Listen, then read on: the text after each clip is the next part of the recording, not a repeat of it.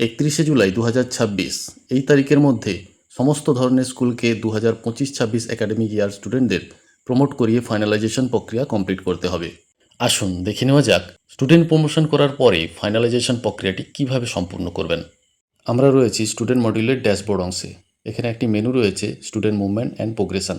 এর আন্ডারের একটি sub menu progression অ্যাক্টিভিটির সাহায্যে স্টুডেন্ট প্রমোশন অ্যান্ড ফাইনালাইজেশনের পেজটি আমরা ওপেন করে নেব। এখানে ক্লাস ওয়াইজ স্টুডেন্ট লিস্টটি প্রথমে ওপেন করে নিতে হবে। একটু স্ক্রল করে নিচের দিকে এলে ফাইনালাইজ বাটনটি দেখা যাবে। ফাইনালাইজ বাটনে ট্যাপ করলে একটি ডায়লগ বক্স এখানে ভেসে উঠবে, যাতে ওই ক্লাসের কতজন স্টুডেন্টকে প্রমোট করা হচ্ছে তার একটি সিনপসিস দেখা যাবে। সব কিছু ঠিক থাকলে নিচে যে কনফার্ম বাটনটি আছে তাতে প্রেস করতে হবে। কনফার্ম বাটনে প্রেস করার সাথে সাথে আর একটি ডায়লগ বক্স এখানে ভেসে উঠবে, যেখানে একটি মেসেজ থাকবে, progression activity of this class and section has been successfully completed.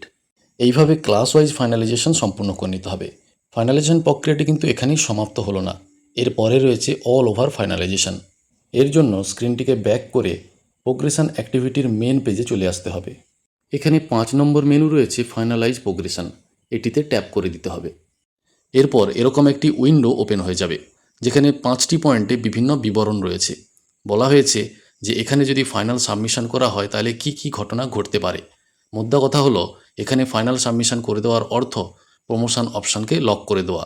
এরপরে কোনো বাচ্চা যদি প্রমোট করতে বাকি থেকে যায় তাকে কিন্তু আর প্রমোট করা সম্ভব নয়। তাই খুব সতর্কভাবে এই জায়গা সাবমিট করতে হবে। তার আগে দরকার হয় আরেকবার student promotion class wise check করে নিতে হবে, দেখে নিতে হবে কোনো স্টুডেন্ট প্রমোট করতে বাকি রয়ে গেল কিনা, তারপরই এখানে এসে ফাইনাল সাবমিশন করতে হবে। এখানে একটি কনসেন্ট বক্স রয়েছে, এটিতে এইভাবে টিক দিয়ে দিতে হবে, তারপর নিচে সাবমিট বাটনে প্রেস করে দিতে হবে। এভাবে একটি ডায়লগ বক্স সামনে আসবে যে school progression finalise for the academic ইয়ার 25-26। এইভাবে ফাইনালাইজেশনের প্রক্রিয়াটি সম্পূর্ণ হবে। এইভাবেই সমস্ত স্কুলকে স্টুডেন্ট ফাইনালাইজেশনের প্রক্রিয়াটি সম্পূর্ণ করতে হবে। তবেই 2025-26 একাডেমিক ইয়ারের স্টুডেন্ট ডেটাগুলি 2026 একাডেমিক ইয়ারে স্থানান্তরিত হবে।